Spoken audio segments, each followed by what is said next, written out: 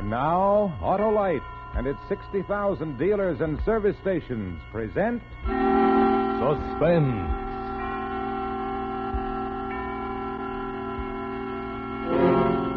Tonight, Autolite brings you William Bendix in Breakup, a suspense play produced and directed by Anton M. Leader.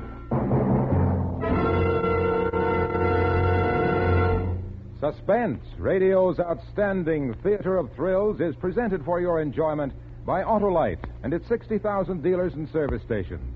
And friends, today is the very first birthday of Autolite resistor spark plugs. Yep, and a more popular one-year-old you never saw. That's why car owners everywhere are switching to Autolite resistor spark plugs, and no wonder. For when you replace your narrow gap plugs with wide gap Autolite resistor spark plugs, your car will idle smoother. You'll have better luck with lean gas mixtures, actually save gas dollars. What's more, wide gap Autolite resistor spark plugs cut down spark plug interference with radio and television reception. So, friends, don't debate, delay, defer, or defray, but drive down tomorrow to your nearest Autolite dealer and switch to a set of sensational Autolite resistor spark plugs. You'll be glad you did. And now, here is William Bendix in a tale well calculated to keep you in Suspense.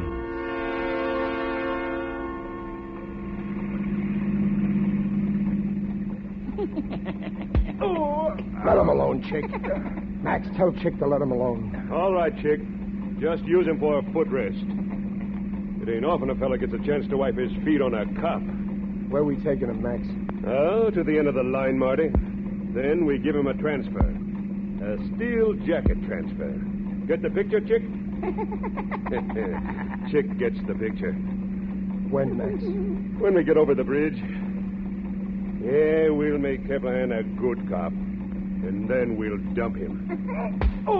Chick, I said enough's enough. Make it stick this time, will you, Max? You're awful sensitive for an ex-cop. You with us, Marty? What do you think? I think maybe you're remembering that before they bounced you off the force, you and Kevlahan once teamed together on the homicide squad. Once had long red curls, too. No, Max, what I'm remembering is the raw deal that Captain Brandt gave me. And the little murder rap Kivlan's been just sweating to pin on me. Marty, tell you what. Yeah? You're all the time asking for a chance to climb up in the organization. I'm going to give it to you now. I'll let you combine business with pleasure as a personal favor. I'm listening. I'm going to let you put the quiet on Kevlahan all by yourself. How's that? I didn't hear you, Marty. I said, how's that?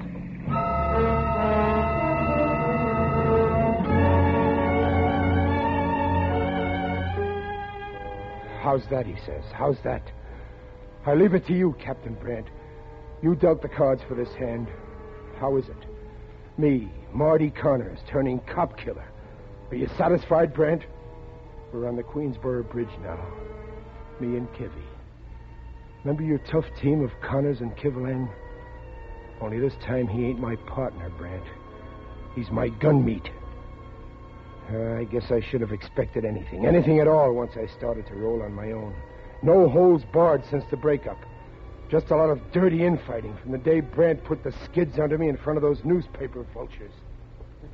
What Brandt's going to do with you, Morning, Chief.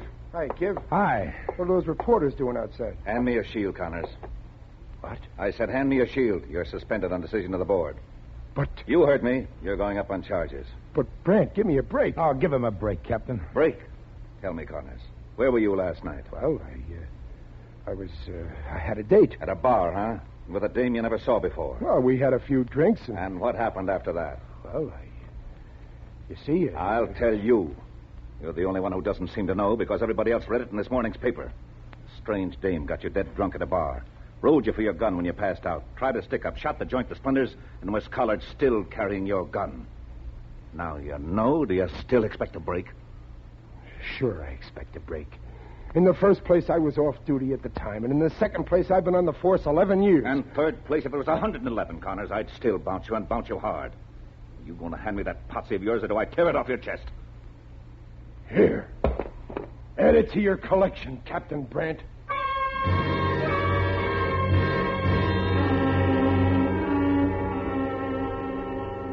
sorry about the verdict, Marty, but don't blame Brandt. Oh, sure. Don't blame Brandt. Blame me.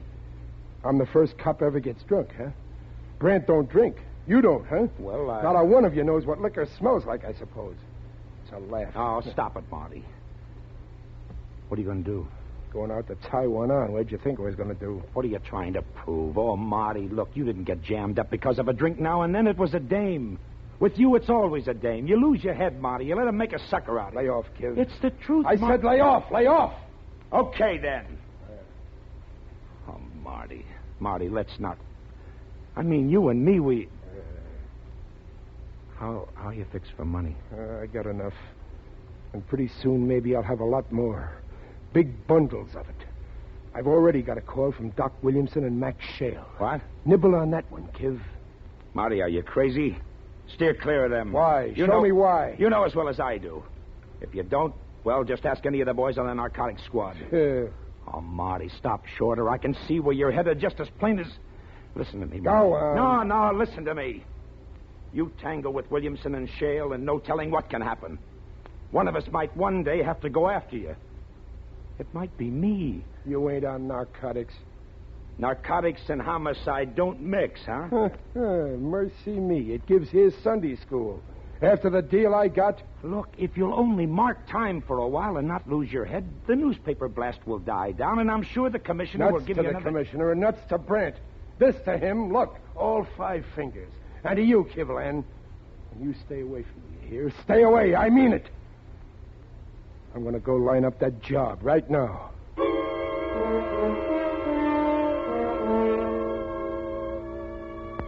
So you're Marty Connors, huh?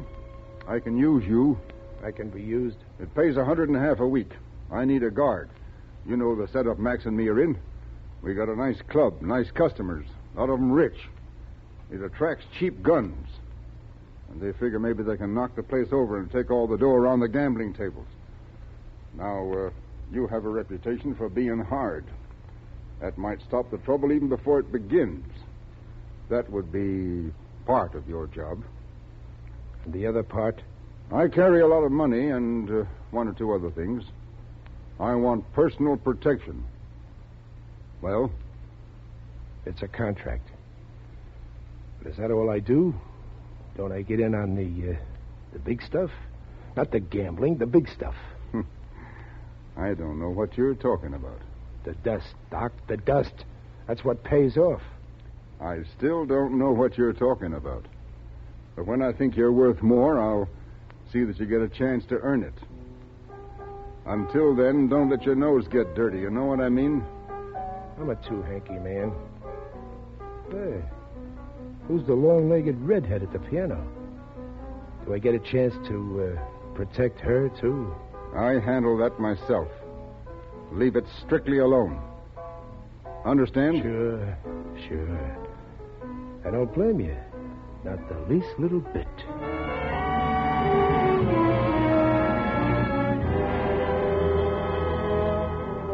So I went to work as a stalker for Doc Williamson and Max Shale.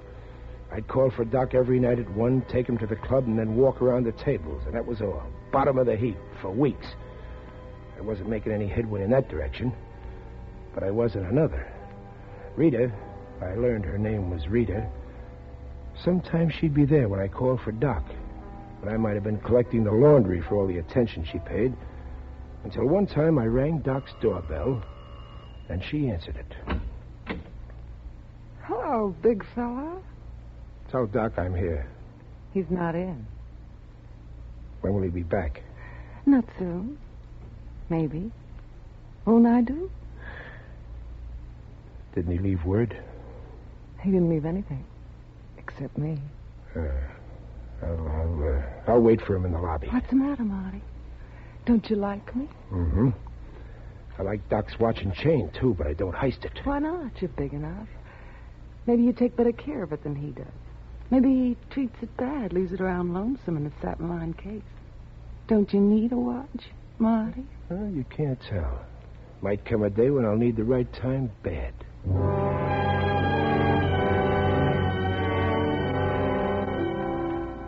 I thought about that watch a lot the next few days. The next time I rang Doc's doorbell and she answered it and said, Hello, big fella. Tell Doc I'm here. He's not in. You lovely, lousy, long-legged redhead. Marty, Doc will be back in a minute. Where can we meet? I gotta see you. My place tomorrow? Yeah, your place. Tomorrow. And the next day. And the next.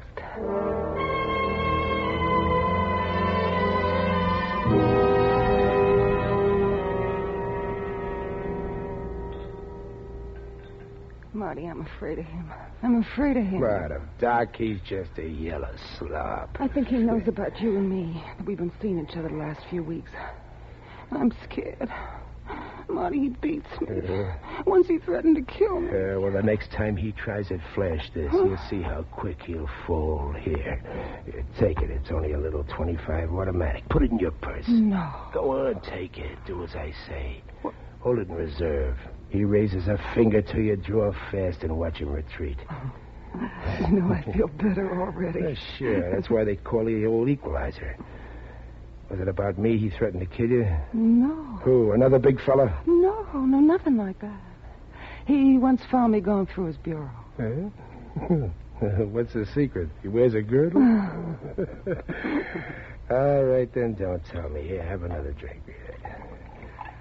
Marty, you know what Doc and Max do for the really big money? Well, sure, they peddle dreams. That's no secret. Not really. Why? You know the setup? Yeah, I'm just an arm, a yard and a half a week arm. Well, I know the setup. I'm the only one who does, aside from Doc and maybe Max. Ah? Well, go on. Max does most of the work. He's distributing the stuff, but he gets a smaller cut than Doc does. You know why? Because before you can distribute the stuff... You've got to have it to distribute. Doc's the buyer. He has the contacts all over the world. And guess where he keeps what he knows? The addresses, codes, shipping dates. Well, how would I know? In a little green notebook in a chamois bag hung around his neck. That's why he hired you, Marty. Oh, Marty. Marty, do you know what it could mean to us if we had that notebook? Yeah. He wears it on him, huh? Uh-huh, around his neck. Rita, listen hard. This evening before I come to pick him up, snuggle up to him.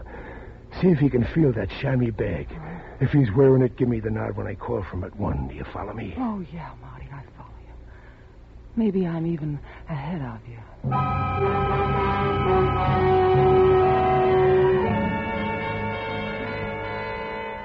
I went up there at 1. I rang and rang, but no one answered. When I tried the knob, the door swung open. Rita wasn't there. But Doc was. He would never be deader. He was lying face down, what was left of the face, on the bedroom rug. The room still smelled of cordite.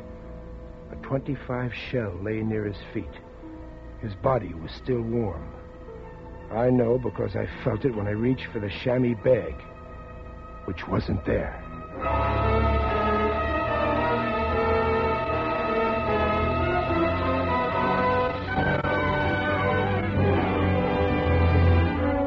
For Suspense, Autolite is bringing you William Bendix in radio's outstanding theater of thrills, Suspense.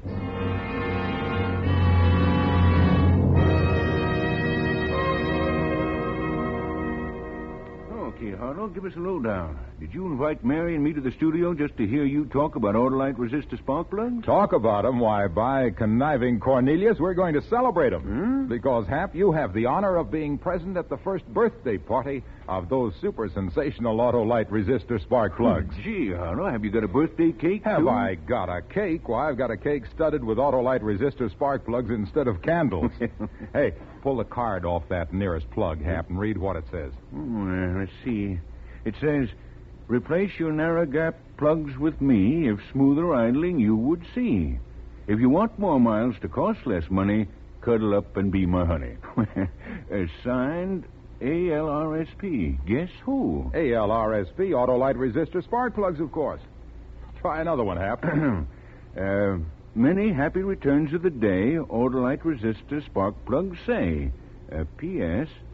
To cut down interference on your radio and television, see that your car is in. That's a rhyme? Well, now, you wouldn't accuse me, would you, Hap? I don't know. Well, anyhow, Hap, now that we've had our fun, Let's get back to Suspense. And now, Autolite brings back to our Hollywood soundstage William Bendix as Marty Connors in Breakup, a tale well calculated to keep you in suspense. I got out of Doc's apartment fast, left it just as I found it, him dead on the floor with the shell beside him. I had to find Rita. Poor kid, she'd really be in a mess now. Everybody knew she was Doc's girl. I had to locate her in the chamois bag. I took a cab to her flat and let myself in. No Rita. That meant I would have to go hunting, but not without a gun, not now. I went home to pick up my police positive. It was in my bureau drawer. And snuggling next to it among the socks was Rita's little .25, with one chamber empty and a smell sharp as incense. So I was being suckered again.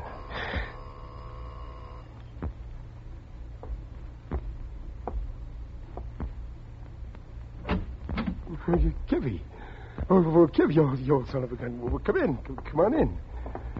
Can I fix you a drink, Kiv? I ain't here as social, Marty. No? No. Remember I told you I might be sent after you one day? Well, I'm sent. What are you talking about, Kiv? The elevator boy found Doc dead a few minutes ago. So? So you're the only one he took down from that floor since 10 o'clock. Well, Kiv, you know what to expect from a sleepy elevator kid. Why ain't you with Doc tonight? Well, it's just my night off. Kiv, you don't really think I've turned killer? Why not? Oh, by the way, I know about you and that redhead. Come on, let's go, Marty. Brant wants to talk to you. Brant, huh? I should jump at that. I don't hop bells for Brant now, Kiv. You know that. As far as I'm concerned, you and Shut Brant up, both... Marty. You don't make me. If Brant wants to talk to me, he comes here with a warrant yet. Then I'll have to take you. If you want it, copper. What? You drawing on Stay me? where you are, Kiv. You ain't bringing me in. You big ape. You're trying to nerve yourself up to it? Oh, Marty. Back, Kiv. A guy would think you meant it. I do mean it. I swear I'll let you have... Not you, Marty. Not a next guy. Oh! That ought to keep your nose out of it for a while, Kiv.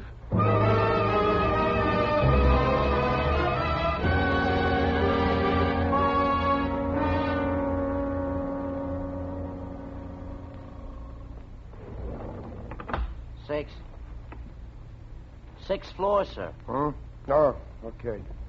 Mr. Shale's apartment is just around there. Thanks.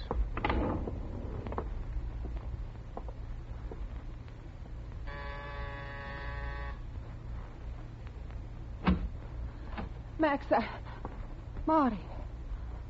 Oh, Marty, I've been so worried about you. I've been sitting here down by inches, Marty. I didn't know A sweet frame you nailed together, a sweet one. Is that what you think? Marty, honey, it wasn't. I swear it. I swear by all that's holy to me. Such as what? $1 bill, maybe? Marty, listen to me. When I got to Doc's, he was waiting for me. He knew all about us. He began to hit me. I did what you said, Marty. I took out your gun. My finger must have slipped. Oh, yeah. It wasn't a frame, Marty. I love you. Lots of men would like me to say that to them, but I love you. All right, stop it. I didn't mean to hurt you. Shh. After I lost my head, I went to your place, but you weren't there. I put the gun in the drawer where I thought it would be safe, and I waited for you, but you didn't come. So I came here. I thought maybe Max would... It's all right, baby. It's going to be all right. Now, shh, quiet. Let me have the chamois bag. Rita, the chamois bag. Let me have it. I haven't got it, Marty. I didn't even look for it. I couldn't have touched him. You're not lying to me now. No. It wasn't on him when I found him. He was clean. Rita, shh. Who would that be? Max, maybe? Max would have come right in. Who is it? Elevator boy, sir. What do you want? The lady, Miss Carter, lost her gloves in the elevator. You were wearing gloves? I don't remember. All right, boy, give him... Hold it, Marty. Kiv! Nothing fasty now. You're covered. Okay, son. Thanks. Get back to your elevator. Yes, sir. Back in, Marty. Go on, both of you. Get back in. Well, you've lost a lot of savvy since you left the squad, Marty. Taking a cab here from the hack stand in front of your place. Huh. Marty Connors and Doc's baby together. Well, the DA won't have much of a job with this one. No, I don't know anything about Easy, it. baby, easy. He's got nothing on you. A copper gone ratsy. Who'd have figured it? Get away from that phone, Marty. No sucker, Kiv. We're getting a lawyer. You got things to ask. Wait for him. You move again without I say move, and I'll plug you. You wouldn't, Kiv. Try me. You're just a cheap hood, and I'm treating you like one. The palsy stuff is through. You'll see Brandt first, you and the girl, and then you can call a lawyer. Let me at that phone. Drop it, copper. Huh? You're covered. Max. Oh, Max. Fan him, chick. Make sure he's clean. Okay, Marty. Relax. This'll get you nothing but tears and moans, Shale. Is he clean, chick? Okay, cold cock him. Oh! All right, now. What's it all about? Well, when I called for Doc tonight... I'll get to you in a minute, Marty. Talk, Rita. Doc's dead. Good. Who did it? I did. He showed fight when I told him to hand over the notebook. Rita, you... Shut up. Go ahead. That's all. Except, here's the notebook. Ah, nice going, baby. Got it at last. Rita, you've been stringing along with him? Sure she has. If it's any of your business, which it ain't. You lousy redhead. What's he so heated about? Well, I used his gun and planted it on him. You gave her your gun for the job? That guy's getting to be a habit with you. Framed spotting the frame and then talked out of the spot by a lousy redhead. Forget it, Marty. The frame is out. I need an arm like you now that Doc is dormy. All sorts of guys will get ideas about moving into the business. Look, here's the pitch. You gave Doc your gun last night because he asked for it. He was afraid of something. Didn't say what. That's your story. Stick to it. I'll set up an alibi for you for the rest of it. Leave it to me. Okay? Okay. You lousy redhead. What does this copper know? Too much. We dump him right now. You can't. Well, he came in with the elevator boy. Chick, take care of it. Baby, you're leaving town in a hurry before they grab you. Start packing. All right, Maxie. Now, give me a hand with the cop, Marty. We'll take him out the back way. I said, give me a hand, Marty. Going to play it smart or not? Yeah. Yeah, sure, Max. I'm going to play it smart.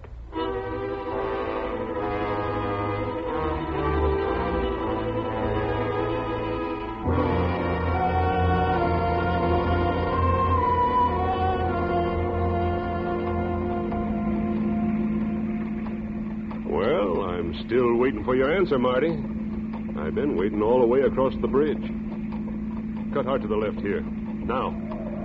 Hey. When you cut hard, don't you? How's Kivlin, chick? Nice and dark, ain't it, Marty? Yeah, this'll do. Pull up here.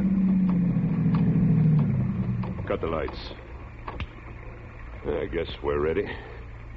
Well, Marty? Chick'll do it if you won't. Okay. Stay a small-time hood.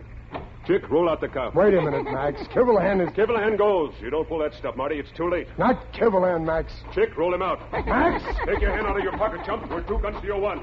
You're with me now, or else you go with Kivalahan. Not Kivalahan, Max. Chick, get him!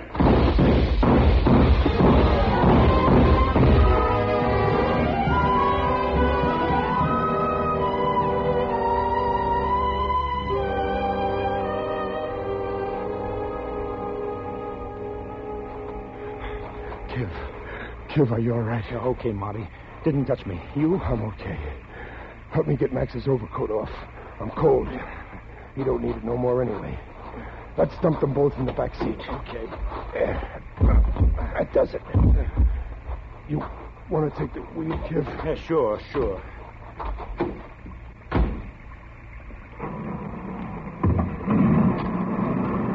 Oh, this is almost like old times, Marty.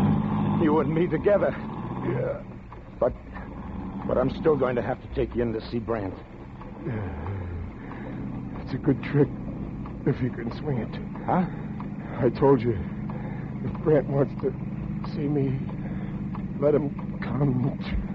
Marty! Marty!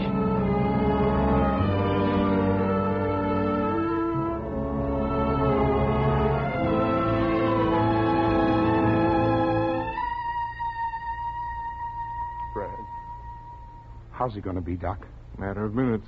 If Captain Brandt wants to talk to him at all. I phoned him. He should be here now. Give. Right here, Marty, right here. You're going to be okay, Charles. Give. I heard the doc. Where's the top coat I was wearing?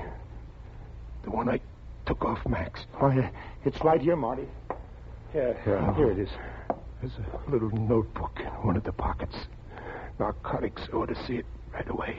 Yeah, that one. Holy cow. Marty, you know what this is? What's in it? Hello, Marty. You see, kid, I told you Brant would have to come to me if he wanted to see. Marty. Marty! He can't hear you. He gave me this, Captain. You know what it is? It would have put him right back on the force. He was never off it. What? That's right. It was a plant, right from the time he let the dame shoot up the saloon with his gun. You planted him with that gang? Don't look at me like that, Kiv. It was a good idea and it worked, and I ain't ashamed of having thought of it. It was the only way to get the goods on these dope runners. Yeah, but As for Marty, well, he was a good cop. And after all, this is what he was paid for.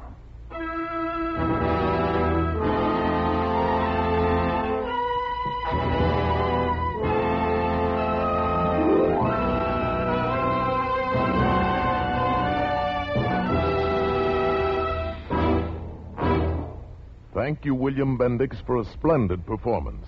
Mr. Bendix will return in just a moment. Well, I don't know. Have you got any more birthday banter about Autolite resistor spark plugs? No banter, Hap, just facts. For the fact is, those wide-gap Autolite resistor spark plugs are wonderful. They're sensational. They're ignition engineered. And there's a type for every make of car. Why, by Cornelius, everyone ought to switch to a set of Autolite resistor spark plugs right away. And now, Hap, here's one more rousing spark plug rhyme. Let's read it together. Okay. You can tell the difference in your car with Autolite resistor spark plugs there. Well, Hap, you certainly ought to remember this Autolite resistor spark plug birthday. And friends, here's something for everyone to remember. Autolite means spark plugs. Ignition engineered resistor spark plugs. Autolite means batteries. Stay full batteries. Autolite means ignition system. The lifeline of your car.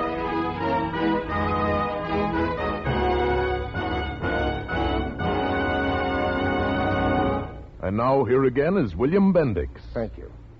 It's always a pleasure to appear on Suspense. This is probably every actor's favorite program, and I know that... Help! Help! Let me out! Hey, there's someone in that closet. Well, Jack Benny, what are you doing in there? Oh, hello, Bill.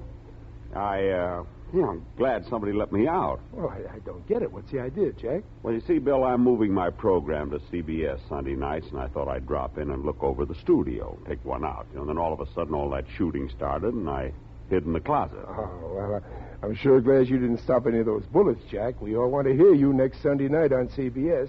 Your program has always been on my must list, along with Suspense. Well, thanks, Bill. By the way, what about next week's Suspense? Next week, radio's outstanding theater of thrills presents Gene Kelly and Ethel Barrymore in To Find Help. Another gripping study in... Bill, wait a minute. Wait a minute, Bill. Wait. Let me say it, will you? Huh? You know, that one word. Let me say it. Well, sure, Jack. Next week, hear Gene Kelly and Ethel Barrymore in To Find Help. Another gripping study in... Suspense. Who said I can't do drama? William Bendix appears through the courtesy of his own radio show, The Life of Riley, sponsored by Prell, and will soon be seen in the Paramount picture, The Streets of Laredo.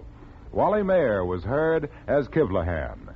Tonight's suspense play was adapted for radio by Joseph Ruskall and Walter Newman from the original story by Thomas Walsh.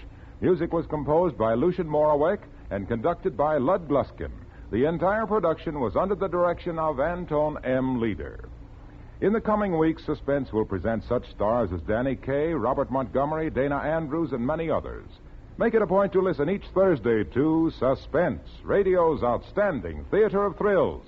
And next Thursday, same time, hear Gene Kelly and Ethel Barrymore in To Find Help. This is the Autolite Suspense Show. Take advantage of high prices for steel scrap. Turn in yours to your local scrap dealer. Good night. Happy New Year from Autolite. This is CBS, the Columbia Broadcasting System.